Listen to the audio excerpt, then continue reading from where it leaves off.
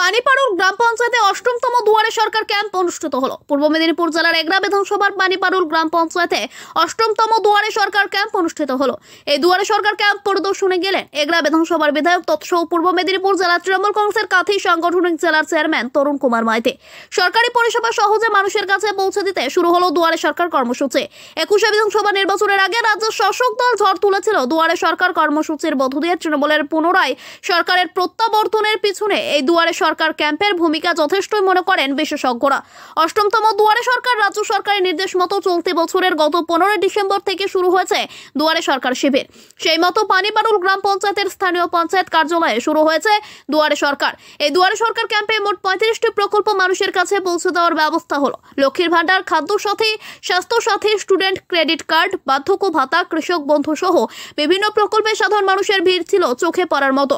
দুয়ারে সরকার শিবির পরিদর্শন করলেন এগরার বিধায়ক তরুণ কুমার মাইতি। বিধায়ক তরুণ কুমার মাইতি কসবাগোলা ও পাঁচরুলে দুয়ারে সরকার শিবির সহ পানিপাড়ুল ঘুরে সাধারণ মানুষের সঙ্গে কথা বলেন।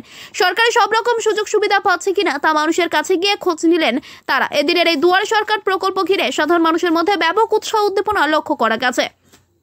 উপস্থিত ছিলেন প্রধান রঞ্জিতা প্রধান, উপপ্রধান তপন কুমার বেরা, পঞ্চায়েত সমিতির প্রাক্তন সভাপতি দীনেশ প্রধান, পঞ্চায়েত সমিতির সদস্য, গ্রাম পঞ্চায়েত সদস্য, ব্লকের স্টাফ, গ্রাম পঞ্চায়েতের সমস্ত আধিকারিকগণ।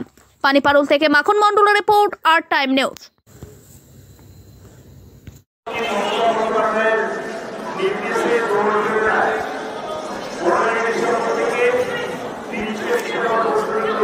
সোজা হয়ে দাঁড়াতে বলো।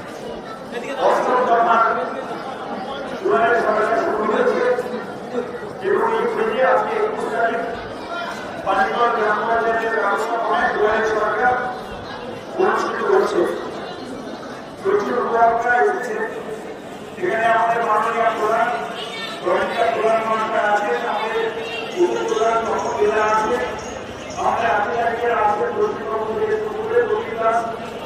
এবং আমার গ্রাম পঞ্চায়েতের সমস্ত সদস্যরা আছে, এবং মানুষের বিভিন্ন আধিকারিকেরা যারা বিভিন্ন দপ্তরের সঙ্গে যুক্ত নাগরিকদের সঙ্গে বারবারই দুয়ারে সরকার ক্যাম্প পরিচালনার জন্য ভর্তি হয়েছে। 11টার সময় ক্যাম্প শুরু হয়েছে, প্রচুর মানুষ এই ক্যাম্পে উপস্থিত হয়েছে। আসলে দুয়ারে সরকারের ব্যবস্থার মাধ্যমে আমাদের মাননীয় মুখ্যমন্ত্রী চেয়েছিলেন যে প্রশাসন যেন মানুষের দুর্ঘটনায় পৌঁছে যায়, পানিপাড়ি প্রশাসনের পৌঁছে যায়। তিনি যে প্রকল্পগুলো করেছেন বা সরকারি প্রকল্পগুলো চলছে, সেই সরকারি প্রকল্পের যারা উপকৃত হবে তাদেরকে যেন কষ্ট করে পঞ্চায়েত অফিস বা বিভিন্ন অফিসে যেতে না হয়, তাদের দুর্ঘটনায় এই ব্যবস্থায় ফিরে দেওয়ার জন্য তিনি পরিকল্পনা করেছিলেন, এবং সেই পরিকল্পনার মাধ্যমে আমরা অষ্টমতম দুয়ারে সরকারে উপস্থিত হয়েছি। এবং গত 2-3 দুয়ারে সরকারের ক্যাম্পের সময় মোবাইল ভ্যানেও কিন্তু ব্যবস্থা রাখা হয়েছে। যারা এই ক্যাম্পে আসতে পারছে না তাদের বাড়ি বন্ধুরাতে মোবাইল ভ্যান নিয়ে আধিকারিকরা পৌঁছে আছে, তারা সেখানে রেজিস্ট্রেশন করেছে এবং তাদের ফর্ম ফিল আপ করে তারা যে যে প্রকল্পগুলো পাওয়ার যে সমস্ত পরিষেবা সেগুলো তারা যে সমস্ত পরিষেবাগুলো পৌঁছে দেওয়ার চেষ্টা করা হচ্ছে বা মানুষকে তার আওতায় নিয়ে আসার ব্যবস্থা গ্রহণ করা হচ্ছে।